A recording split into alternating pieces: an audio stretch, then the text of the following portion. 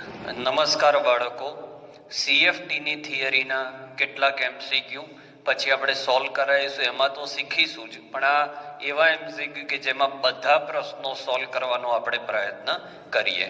તો પહેલો એમસીક્યુ, નીચેનામાંથી શેમાં ડેલ્ટા ઓ એટલે કે ક્ષેત્ર વિભાજન મૂલ્ય મહત્તમ હશે? તો આપણે જાણીએ છીએ એમ delta O is proportional to લિગેન્ડની પ્રબળતા. ઓકે, કારણ કે બધામાં એફીની અવસ્થા +3 છે. લિગેન્ડની પ્રબળતા ક્યાંથી નક્કી થાય મિત્રો? સ્પેક્ટ્રોકેમિકલ શ્રેણીમાંથી. તો સ્પેક્ટ્રોકેમિકલ શ્રેણી તમને મેં ટેકનિક આપી છે એ મુજબ જોશો તો H2O, સાયનાઇડ, ક્લોરાઇડ અને કાર્બોનિલ, એમાં H2O અને ક્લોરાઇડ આ બે નિર્બળ લિગેન્ડ છે. કોણ કોણ? H2O અને ક્લોરાઇડ નિર્બળ લિગેન્ડ છે. નિર્બળ લિગેન્ડમાં ડેલ્ટા ઓ ઓછો હોય અને સ્પિન ઊંચા હોય. કારણ કે ડેલ્ટા ઓ નીચો હોય એટલે ઇલેક્ટ્રોન ઉપર જાય, એ વાત આપણે શીખ્યા. એટલે એક જ પ્રશ્નમાં બે પ્રશ્નો આવી ગયા. એવું પૂછે કે ચુંબકીય ચાક માત્રા કોની વધારે છે? તો આની ચુંબકીય ચાક માત્રા પણ વધારે થાય. એટલે એક સાથે 3 પ્રશ્નો થઈ ગયા. હવે તમારી પાસે બીજા બે લિગેન્ડ છે, સાયનાઇડ અને કાર્બોનિલ. આ બંને પ્રબળ લિગેન્ડમાં ગણાય, પણ સાયનાઇડ કરતા કાર્બોનિલની પ્રબળતા વધારે છે. એટલે કાર્બોનિલ માટે ડેલ્ટા ઓ ખૂબ જ વધારે હોય. એટલે જવાબ તો આવી ગયો, આપણો જવાબ આવશે સી. પછી એમ કે ડેલ્ટા ઓ ખૂબ વધારે છે એટલે આગળના વિડીયોમાં શીખવાડ્યું એ મુજબ જેમ ડેલ્ટા ઓ વધારે હોય એમ ઇલેક્ટ્રોનને નીચેથી ઉપર કૂદકો મારવામાં તકલીફ પડે, એટલે સ્પિન નીચા હોય, કારણ કે યુગ્મીકરણ થાય. સ્પિન નીચા હોય એટલે ચુંબકીય ચાક માત્રા પણ ઓછી હોય. તો એક સાથે તમને 3 ને 3 6 પ્રશ્નો મળ્યા, અને આ આખી વાત સ્પેક્ટ્રોકેમિકલ સિરીઝ ઉપરથી નક્કી થતી હોય છે. ઓકે, તો સ્ક્રીનશોટ લઈ લો પહેલા પ્રશ્નનો, એની નીચે આ જવાબ લખજો. હું ભૂસી નાખું છું, સ્ક્રીનશોટ લઈ લો. લેવાઈ ગયો સ્ક્રીનશોટ? ઓકે, હવે લઈએ પ્રશ્ન નંબર 2. પ્રશ્ન નંબર 2 ની અંદર બહુ જ બધા પ્રશ્નો મેં ભેગા કર્યા છે, જેથી કરીને તમે બહુ જ સારી રીતે વસ્તુને સમજી શકો. ઓલરેડી એક પોઈન્ટ તો આપણે શીખી ગયા છીએ થિયરીમાં.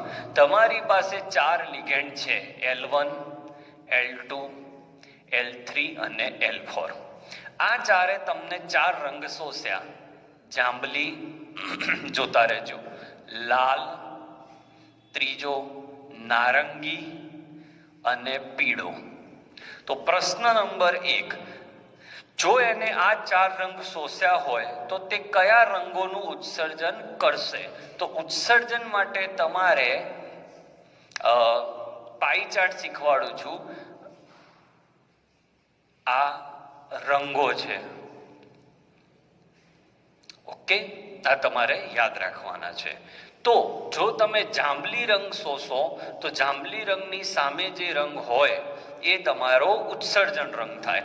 આ જો લાલ હોય તો લીલો, બ્લુ હોય તો ઓરેન્જ અને વાયોલેટ હોય તો યલો. આ પાઈ ચાર્ટ છે, યાદ રાખો. આને પૂરક રંગનો કોન્સેપ્ટ કહેવાય. એટલે જો તમે જાંબલી રંગ શોષ્યો હોય, શોષણ જો જાંબલી રંગનું થયું હોય તો ઉત્સર્જન કયા રંગનું થશે? તો શોષણ જો જાંબલી રંગનું થાય તો ઉત્સર્જન પીળા રંગનું થાય. એટલે પહેલાનો જવાબ આવશે પીળો. બીજો લાલ રંગ છે, તો લાલ રંગ હોય તો અહીંયા લીલો રંગ ઉત્સર્જિત થાય.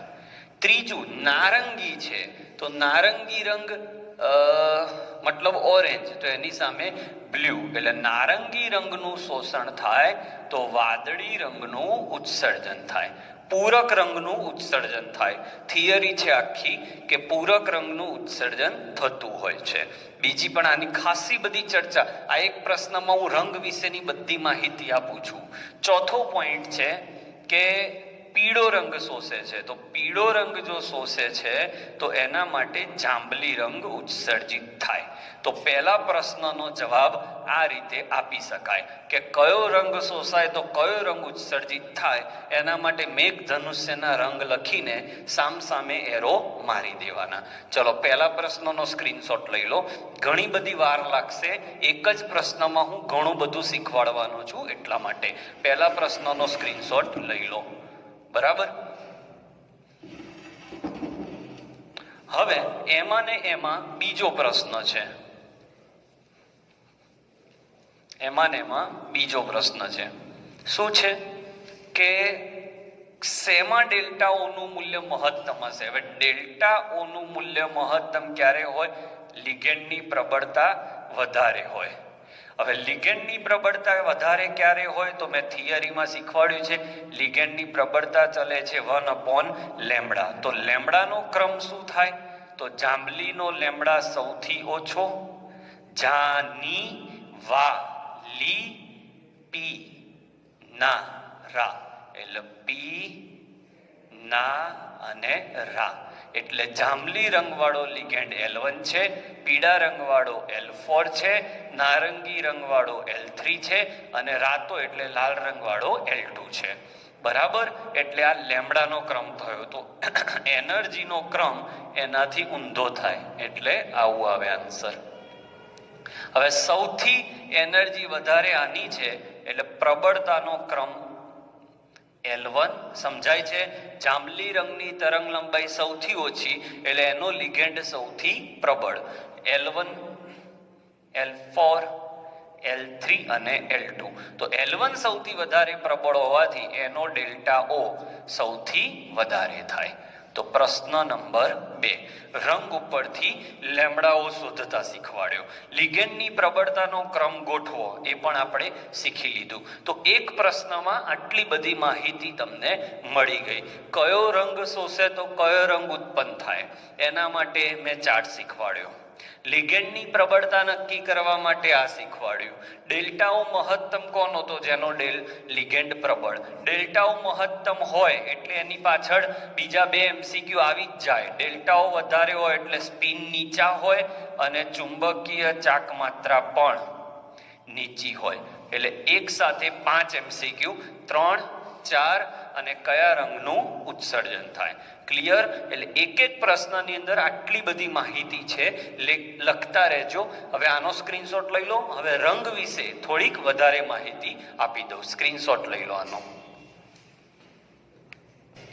હવે મિત્રો આ જ છે વાત, તો આપણે વાત પૂરી કરી દઈએ. રંગનો મતલબ શું? તો તમે અહીંયા સંકીર્ણ સંયોજનનું જલીય દ્રાવણ મૂકશો, સંકીર્ણ સંયોજનનું જલીય દ્રાવણ મૂકશો અને એમાંથી શ્વેત પ્રકાશ આપાત કરશો તો આમાં ચોક્કસ તરંગ લંબાઈનું શોષણ થશે અને પૂરક રંગનું ઉત્સર્જન થશે. બરાબર, જે મેં તમને સિસ્ટમ શીખવાડી. હવે લેમ્ડા ક્યાં જાય? તો આપણી આ T2G છે અને આ Eg છે. ઇલેક્ટ્રોન અહીંયા હોવો જોઈએ. તો રંગ માટે ફરજિયાત શરતો કઈ? તો શરત નંબર 1 અયુગ્મિત ઇલેક્ટ્રોન હોવો જોઈએ. ઓકે, એટલે 3D1, 3D2, 3D3 અયુગ્મિત ઇલેક્ટ્રોન તો હોવો જ જોઈએ. MCQ હજી હું શીખવાડીશ, એમાં આવશે. અને પ્રશ્ન જરૂરિયાત નંબર 2 લિગેન્ડ હોવો જોઈએ. બરાબર. હવે હું તમને એમ કહું સ્કેન્ડિયમ 3+ રંગ હોય તો ના હોય, કારણ કે રંગ વિહીન હોય. કેમ? સ્કેન્ડિયમ 3+ ની ઇલેક્ટ્રોન રચના 3D0 છે એટલે રંગ વિહીન હોય. Fe2+ રંગીન હોય તો Fe2+ ની ઇલેક્ટ્રોન રચના 3D6 છે. ઓકે, એટલે એમાં પાછી 2 શક્યતા આવે. આ બધું MCQ માં તમે લખતા રહેજો કે જો લિગેન્ડ પ્રબળ હોય તો એમાં ફેર ગોઠવણી થાય. તો 1, 2, 3, 4, 5, 6 તો પ્રબળ લિગેન્ડ હોય તો આ રંગવિહીન છે. પણ જો નિર્બળ લિગેન્ડ હોય, જો નિર્બળ લિગેન્ડ હોય તો એમાં આ રીતે હોય. તો અયુગ્મિત ઇલેક્ટ્રોન છે તો આ રંગીન હોય. પ્રબળ લિગેન્ડ હોય તો યુગ્મીકરણ થઈ જાય. યુગ્મીકરણ થાય એટલે એક પણ અયુગ્મિત ઇલેક્ટ્રોન રહેતા નથી એટલે રંગવિહીન છે. અને નિર્બળ લિગેન્ડ હોય તો રંગીન છે. એટલે તમને આવું પૂછે કે Fe, NH3 2+ અને FeCl6 4-. તો આ રંગવિહીન છે ને આ રંગીન છે. કારણ શું? તો આમાં અયુગ્મિત ઇલેક્ટ્રોન નથી. અયુગ્મિત ઇલેક્ટ્રોન નથી એટલે એ પ્રકાશનું શોષણ કરે નહીં. પ્રકાશનું શોષણ કરે નહીં એટલે નીચેથી ઉપર અને ઉપરથી નીચે એટલે ડી માંથી ડી, નીચેની ડી કક્ષકમાંથી ઉપરની ડી કક્ષક અને ઉપરની ડી કક્ષકમાંથી નીચેની ડી કક્ષકમાં આવી શકે નહીં. એટલે ડીડી સંક્રાંતિ થાય નહીં. ડીડી સંક્રાંતિ ના થાય એટલે સીધી વાત છે, રંગ મળે નહીં. ઓકે, એટલે જેટલો લિગેન્ડ પ્રબળ, સમજવા જેવી વાત છે, એટલો ડેલ્ટા ઓ વધુ એટલી લેમ્ડા ઓછી શોષાય અને લેમ્ડા ઓછી શોષાય એના આધારે રંગ બદલાય. એટલે લિગેન્ડ બદલવાથી રંગ બદલાય. કારણ એ જ છે કે Fe જોડે તમે Cl જોડે તો રંગ જુદો આવશે. Fe જોડે Fe જોડે ફ્લોરાઇડ જોડશો તો રંગ જુદો આવશે. કારણ કે જેમ જેમ લિગેન્ડની પ્રબળતા બદલાશે એમ એમ ડેલ્ટા ઓ બદલાશે. ડેલ્ટા ઓ બદલાશે એટલે લેમ્ડા બદલાશે. લેમ્ડા બદલાશે એટલે રંગ બદલાશે. એટલે લિગેન્ડ બદલવાથી રંગ બદલાય. ફરીથી, રંગ હોવા માટેની શરત નંબર 1, અયુગ્મિત ઇલેક્ટ્રોન ઓછામાં ઓછો 1 હોવો જોઈએ. હવે આ ઇલેક્ટ્રોન શું કરે? તો અહીંયાથી ચોક્કસ પ્રકાશની તરંગ લંબાઈનું શોષણ કરે અને એ શોષણ કરીને ઉપર જાય. એટલે નીચી શક્તિ ધરાવતી ડી કક્ષકમાંથી એટલે T2G માંથી EG માં જાય. પણ ત્યાં તે લાંબો સમય ટકી શકે નહીં. એટલે ઉપરની કક્ષકમાંથી પાછો નીચે આવે ત્યારે એને શોષેલી તરંગ લંબાઈનો પૂરક રંગ, જે મેં તમને શીખવાડ્યો, ઉત્સર્જિત થાય. આમ લિગેન્ડ બદલો એમ એમ આ બદલાય, એ બદલાય એટલે લેમ્ડા બદલાય, લેમ્ડા બદલાય એટલે રંગ બદલાય. સીધી વાત છે. ઓકે, તો રંગનો આધાર લિગેન્ડની પ્રબળતા ઉપર છે.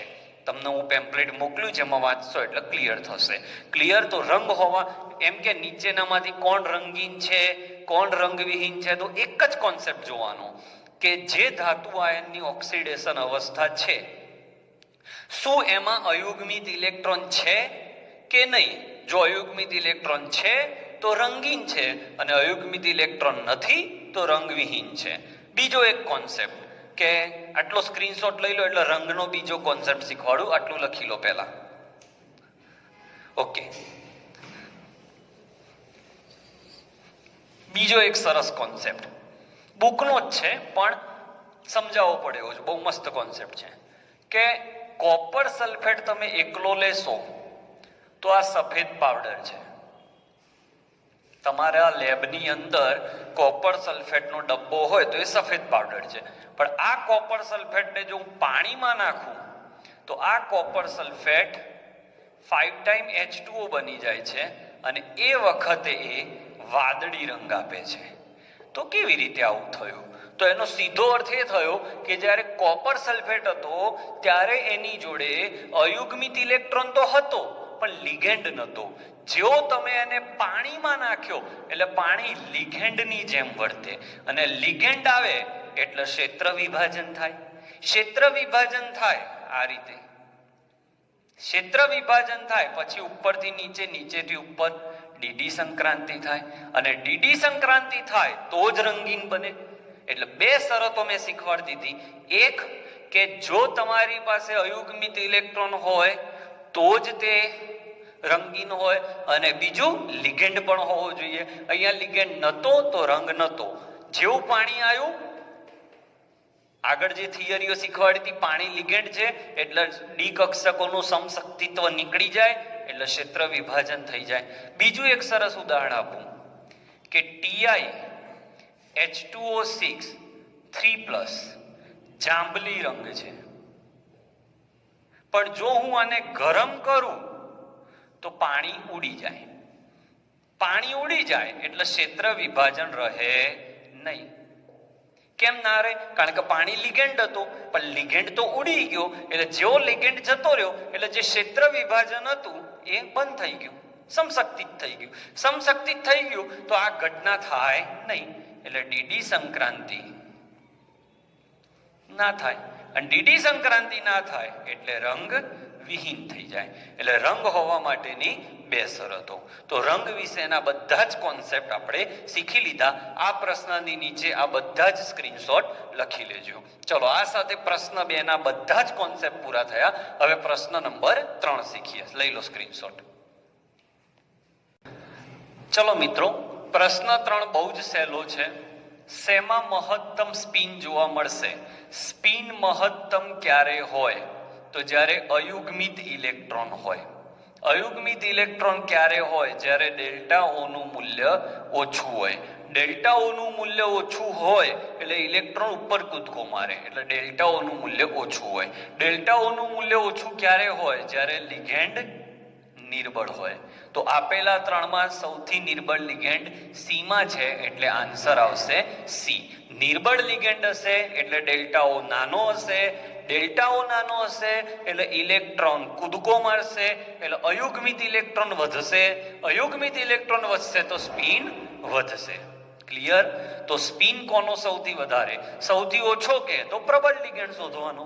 બરાબર. સ્પિનની સાથે સાથે ચુંબકીય ચાકમાત્રાનો પ્રશ્ન પૂછે તો પણ જવાબ આ જ આવશે. ઓકે, તો બધાની વસ્તુ એકની એક જ છે કે ડેલ્ટા ઓ એ લિગેન્ડ પર આધારિત છે. લિગેન્ડ પ્રબળ હશે, ઓકે, તો સ્પિન નીચા હશે. ચુંબકીય ચાકમાત્રા નીચી હશે. તરંગ લંબાઈનું શોષણ ઓછું હશે. આવૃત્તિનું શોષણ વધારે હશે. એનર્જી વધારે શોષાશે. ઓકે, તો બધા જવાબનો આધાર આ છે. અને લિગેન્ડની પ્રબળતાનો આધાર છે સ્પેક્ટ્રોકેમિકલ શ્રેણી. તો આજે 3 લેક્ચરથી હું શીખવાડી રહ્યો છું. એ 3 લેક્ચરની બધી જ માહિતી માત્ર ને માત્ર સ્પેક્ટ્રોકેમિકલ શ્રેણી ઉપર છે. આવતા લેક્ચરમાં આપણે આ કોન્સેપ્ટ શીખવાના છીએ, એ પણ આના ઉપર જ આધારિત છે, CFSE. આ વિડીયો ઓછામાં ઓછો 2 વાર જોજો. આ કોન્સેપ્ટ તમારી બુકમાંથી કાઢી નાખવામાં આવેલો છે. તો આ સાથે આજનો વિડીયો અહીંયા વિરામ આપું છું. આવતા લેક્ચરમાં ફરીથી મળીશું. Thank you for watching.